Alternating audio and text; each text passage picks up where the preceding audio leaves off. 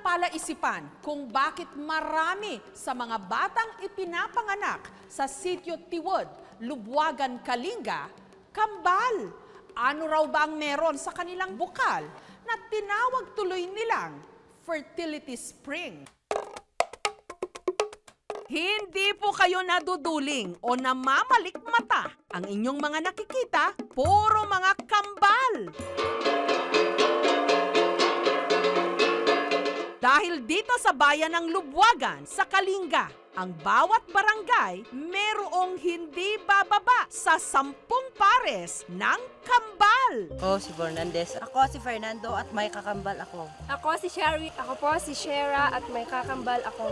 Ako si Dancel. Ako po si Hazel at may kakambal ako. Most of the families, malalaki yung bilang or marami silang mga anak and they have twins. Based on our record, in Barangay Antonio Canao alone, there are 13 families with twins and there are 5 families with 12 children. At ang sala rin daw kung bakit doble-doble rito ang mga kambal dahil sa iniinom nilang tubig mula sa Tiwod Spring.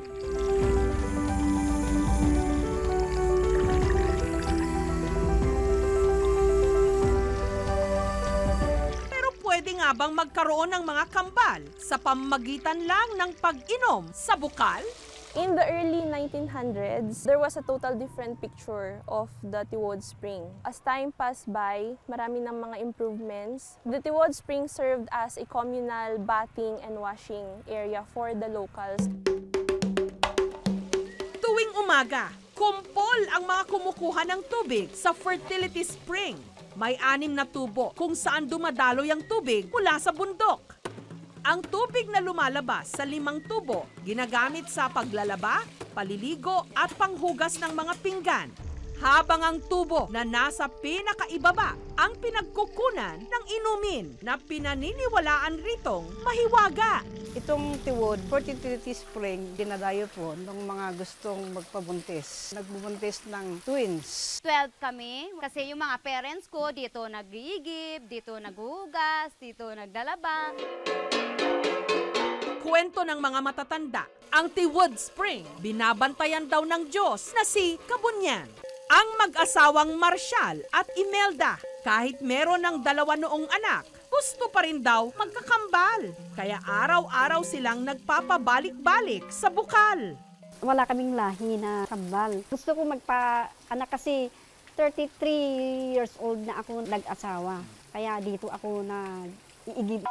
Pero para raw umepekto ang kapangyarihan ng bukal, kailangan kasal muna ang mag-asawa. Sabay rin daw dapat silang maligo at uminom ng tubig bago pa pumutok ang araw. Araw-araw din ako maglalaba, araw-araw din ako nag-iigib ng tubig. Kasama ko yung sweetheart.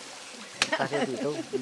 At tila effective dahil makalipas lang ang ilang buwan, si Imelda nagbuntis ng kambal. Ito nga raw ang kauna-unahang kambal sa kanilang angkan, sina Jerusalem at Jordan. Blessing sa akin yung binigyan ako ng kambal.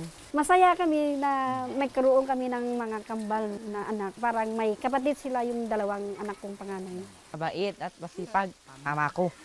Ang pag-inom din ng tubig sa bukal ang iniisip na dahilan ng isa pang Imelda rito kung bakit siya nagkaroon din ng identical twins na sina Jade at Jill.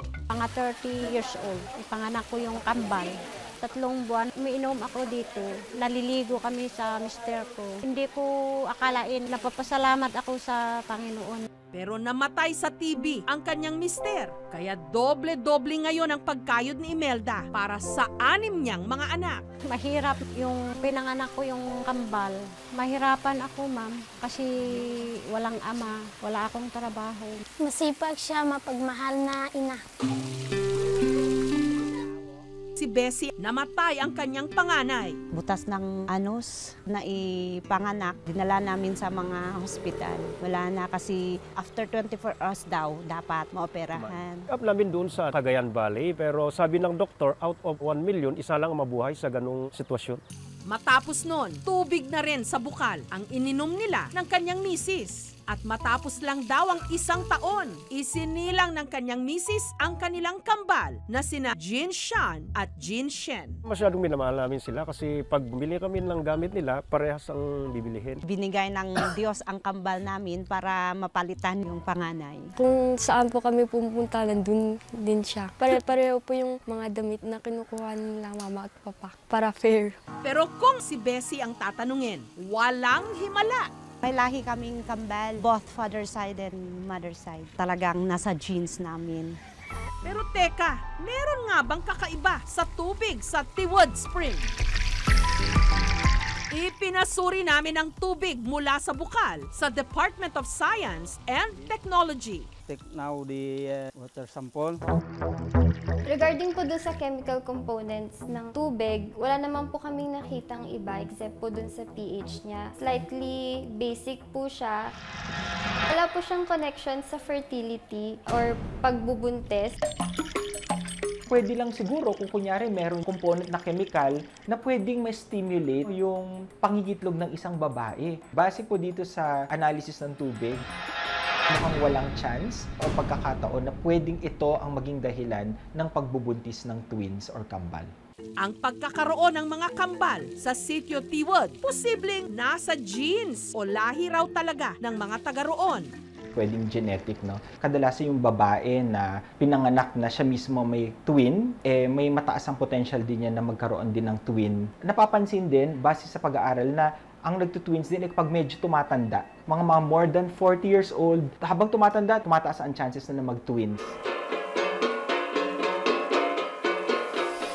Mahiwaga man o hindi, ang tubig sa bukal, bawat isinisilang na sanggol, kambal man o hindi, maituturing na milagro.